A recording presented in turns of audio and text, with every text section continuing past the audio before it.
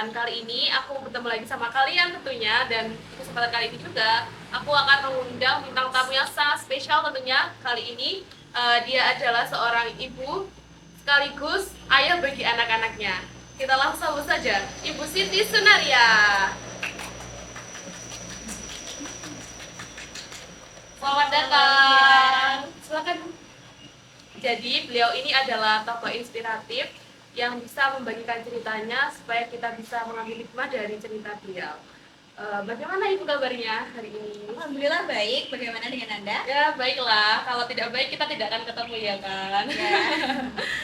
Jadi saya sangat senang dan sangat berterima kasih kepada Ibu karena telah meluangkan sedikit waktunya untuk bisa berbicara bersama saya di podcast Bincang-Bincang kali ini. Baik, kita langsung mulai aja nggak sih? Boleh. Silahkan Ibu ceritakan bagaimana awal mula kisah kehidupan Ibu yang sangat menginspirasi tersebut. Oke, jadi dimulai dari saya lulus SMK. Saya kan memutuskan untuk menikah. Nah, saya dikaruniai seorang putri bernama Vanessa yang didukung nikah Perdana. Terus saya harus menyekolahkan dia, saya harus membiayai semua tentang kehidupannya, bukan? Iya. Selang beberapa tahun saya memiliki problem bersama suami saya tersebut dan akhirnya memutuskan untuk mengakhiri hubungan kami. Dan itu menyebabkan saya menjadi seorang single parent. Saya adalah anak perempuan pertama, cucu pertama dari keluarga besar saya. Jadi otomatis saya pasti akan menjadi tulang punggung keluarga, melihat ibu saya, paman saya, nenek saya itu sudah tidak bisa lagi bekerja karena usianya memang sudah bisa dibilang tua. Baik.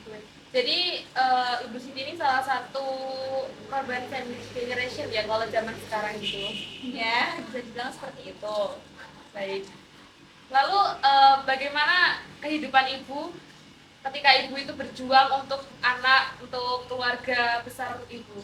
Kan single mom ya. Ya, jadi setelah kami memutuskan hubungan, jadi saya bekerja di koperasi, tepatnya di Sambi ya, kalau nggak salah udah lama banget. Saya bekerja itu pagi sampai sore. Itu biasanya anak saya itu ikut, jadi saya kerja sambil bawa anak. Tuh. Itu adalah perjuangan yang sangat berharga ya. Ya. Ya kan kita lihat sekarang ini kan ya banyak sekali ibu yang berjuang sendiri tanpa ada kehadiran suami tapi tetap bisa ya. Lalu setelah itu kurang lebih berapa tahun ya Ibu bekerja di koperasi itu? Mungkin sekitar 1 tahun, nggak lama. Karena setelah itu saya memutuskan untuk bekerja di jaringan network.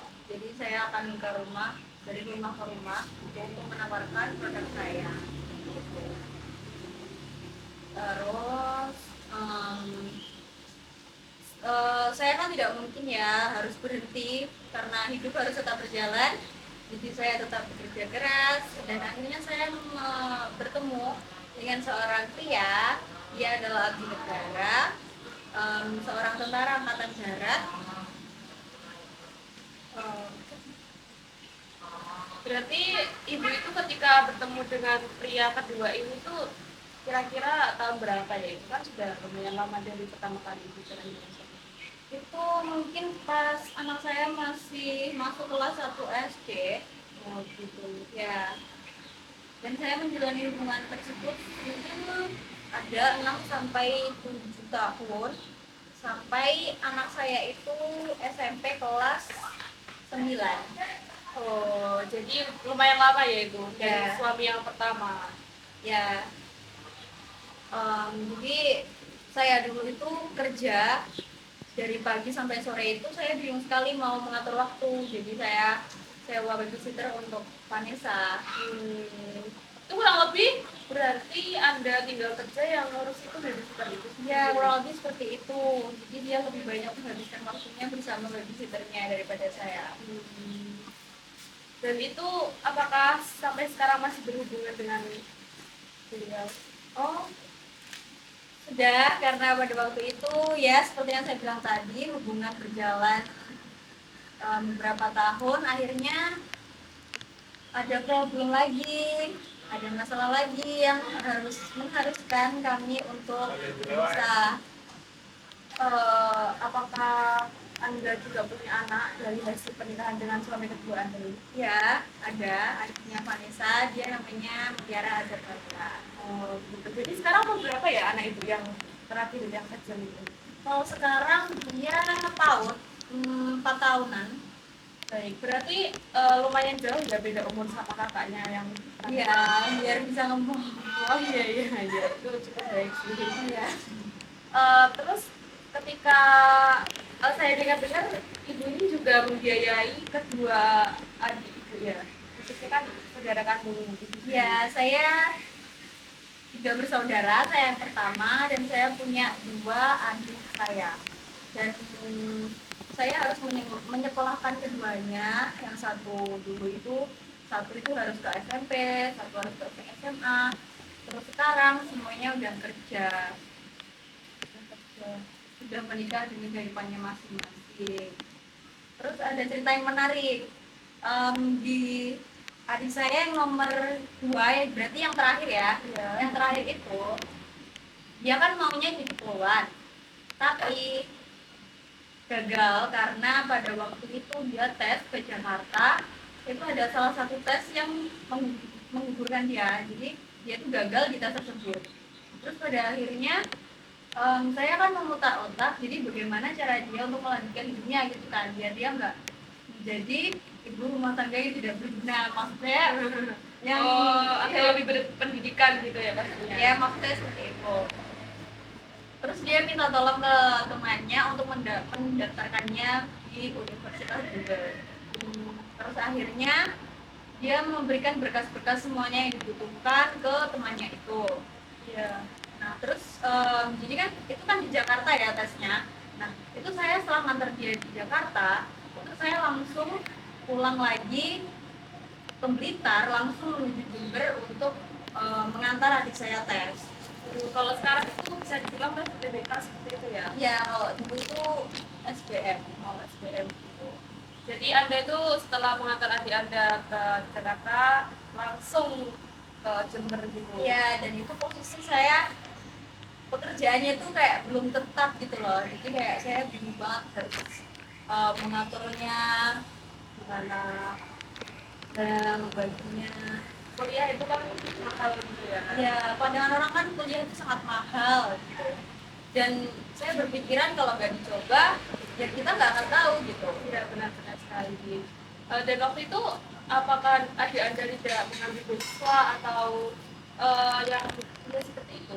Ya, ya dia ambil beasiswa dan keterima. Akhirnya dia mendapatkan uang saku dari kuliahnya tersebut. Jadi itu bisa meringankan beban saya. Cukup mengesankan ya adik Anda. Lalu apakah di tengah-tengah perkuliahan berjalan lancar atau bagaimana? Mungkin ada sedikit halangan ya. Jadi mungkin ketika saya lagi tidak pegang, jadi lagi tidak pegang uang atau ekonominya lagi sulit, itu mungkin pas tepat adik saya itu meminta uang untuk kos bulanan, itu yang membuat saya sakit hati gitu loh, saya belum bisa memenuhi kebutuhannya. Terus ada juga yang ketika perjuangan saya tersebut itu tuh harus berhadapan dengan seseorang yang mengganggu adik saya di tengah kuliah. Saya kan seperti perjuangan saya gitu loh. Oh, jadi itu maksudnya mengganggu itu dalam artian apa ya Bu? Saya kan dulu pernah berpesan pada adik saya bahwa kuliah yang benar gak usah pacaran dulu. Tapi ya kita nggak tahu ya, namanya manusia mungkin juga ada waktunya dia pacaran dan dia bawa pacarnya itu ke rumah. Saya juga bilang ke pacarnya bahwa fokus kuliah dulu, pokoknya jangan mengganggu kuliah, dan itu bilang iya. Terus Jadi itu masih pacaran awal-awal gitu ya? ya itu urus ya itu saya masih terima karena pacarnya masih awal-awal dan dia berjanji juga buat nggak mengganggu kuliahnya. Terus berjalan beberapa waktu, mungkin ada 1 tahun, itu kan pacarnya kan sarjana, dia sudah lulus. Nah dan adik saya itu masih kuliah. pacarnya tuh kayak ngajak nikah gitu loh, melihat teman-temannya yang udah punya anak gitu. Terus adik saya bilang, ini ngajak nikah gimana? Otomatis kan kayak gitu ya, karena adik saya yang biayai kan ya saya sendiri, jadi dia berinisiatif memberitahu saya karena itu. Terus saya bilang, kuliah dulu jangan nikah gitu. Tapi mungkin setelah beberapa bulan itu ada suatu hambatan ya, tidak bisa saya ceritakan di sini, yang akhirnya setelah 1 minggu kejadian itu pihak laki-laki itu langsung datang ke rumah dan memberikan tanggal pernikahan. Dan adik saya ya karena mereka saling mencintai mungkin seperti itu, jadi ya aja. Dan ibu saya juga mendukung hal tersebut, jadi otomatis ya langsung aja gitu. Dan hari pernikahannya itu cuma 1 minggu dari dia mengabarinya gitu loh, jadi kayak cuma 1 minggu. Dan itu kan menikah itu bukan hal yang Itu hal yang sakral sekali ya Bu ya. iya, itu hal yang sakral dan itu pasti mahal sekali gitu. Dan itu mereka itu kan tergolong masih muda ya, karena fresh graduate kok bisa Iya. dapat uang untuk menikah itu bagaimana itu? Kalau laki-lakinya tuh udah ada kerja sampingan, cuma ya belum yang kayak bisa gitu, belum terjamin gitu loh. Tapi sudah nabung dari sejak pacaran. Ya mungkin bisa bilang seperti itu. Tapi kalau adik saya kan memang uangnya semua dari saya, jadi otomatis dia bilang ke saya. Nah, karena posisi pada waktu itu saya tuh belum punya kerja yang tetap, jadi saya ya bingung lagi, saya putar otak lagi gimana caranya itu biar bisa menikahnya lancar, cuma dalam waktu 1 minggu lagi gitu. Terus akhirnya dengan segala cara saya bisa melancarkan acaranya, alhamdulillah. Terus mungkin gang 1 hari, setelah 1 hari itu ayah saya itu dikabarkan meninggal. Dan tidak ada keluarga dari apa tidak ada keluarga dari pihak sana, pihak keluarga ayah saya yang mau menerima kedatangan ayah saya. Jadi kan bingung dong mau ditaruh di mana ini jenazahnya gitu. Tapi sebelumnya memang tinggalnya bukan sama ibu ya kan? Kan karena ayah saya sama ibu saya sudah bisa ranjang dari saya umur 13 tahun gitu ya. Jadi posisinya itu ayah Anda meninggal, tapi keluarganya tidak mau menerima jenazah ayah Anda gitu.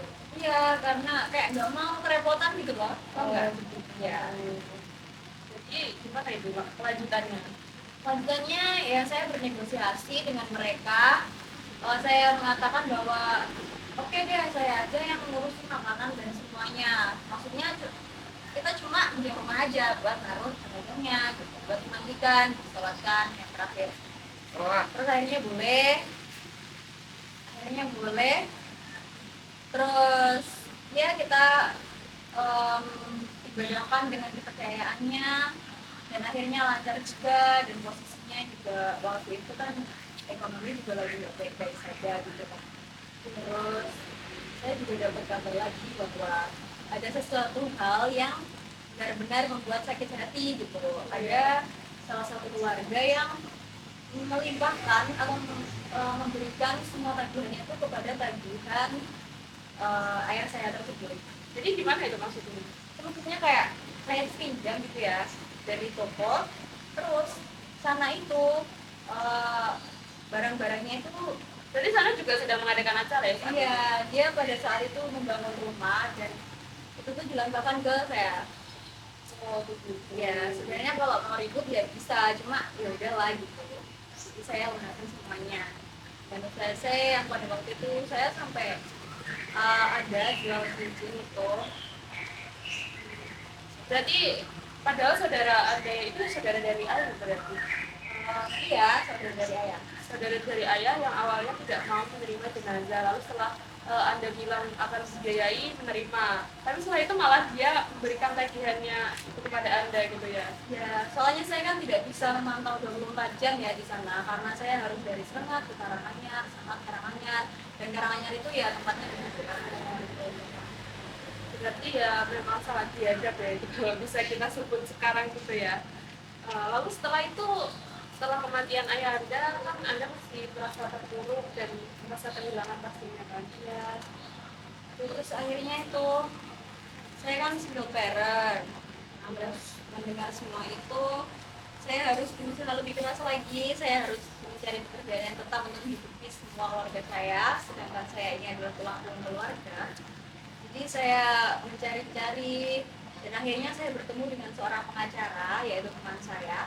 Dia menawarkan suatu pekerjaan untuk membantunya sebagai pengacara, dan bisa dibilang gajinya satu kali dapat kasus itu bisa dibilang 5 kali.